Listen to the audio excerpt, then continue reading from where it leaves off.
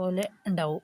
അതാ മണ്ണിൻ്റെ അടിയിൽ നമ്മൾ കുറച്ച് മണ്ണ് ഇതുപോലെ മാന്തിയാൽ നമുക്ക് നല്ല ഇതുപോലെ പച്ച നിറമുള്ള കോട്ട.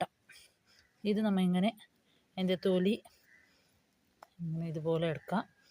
ഇത് നല്ല 3-4 പ്രാവശ്യം നല്ല വെള്ളത്തിൽ കവിയ ശേഷം ഇതിൻ്റെ ഉപ്പേരി നല്ല ടേസ്റ്റ് ഉണ്ടാവും. അവിടെ കിട്ടാത്ത സാധനമാണ് ഇതാണ് നമ്മൾ ഇപ്പോൾ മണ്ണിലെ അടിയിലുള്ള മുളപ്പിച്ച കോട്ടയാണ്. ഇപ്പോൾ കുറച്ച് മൂപ്പായി, കുറച്ച് മുമ്പേ പറിക്കണമായിരുന്നു. നല്ല മഴ ആയതുകൊണ്ട് പറിക്കാൻ പറ്റിയില്ല. ഇതുപോലെ ആവണമായിരുന്നു. ഇപ്പോൾ നമുക്ക് ഉപ്പേരിയെല്ലാം ആക്കാനത് നല്ലത്. പക്ഷേ ഇതിപ്പോൾ നല്ല മൂപ്പയോണ്ട് ഉപ്പേരി ആക്കാൻ പറ്റിയില്ല. ഇങ്ങനെ ഇങ്ങനെ വയലിട്ട് ഇങ്ങനെ തിന്ന ടൈം പാസിന് അത്രയേ ഉള്ളൂ. ഇതാണ് ഇപ്പോൾ ഉണ്ണി വെച്ച കോട്ട. അതാ ഇതുപോലെ ഉണ്ടാവും.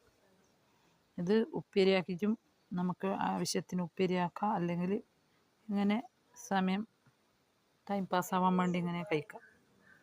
ഇതാണിപ്പോൾ കോട്ട റെഡിയായി.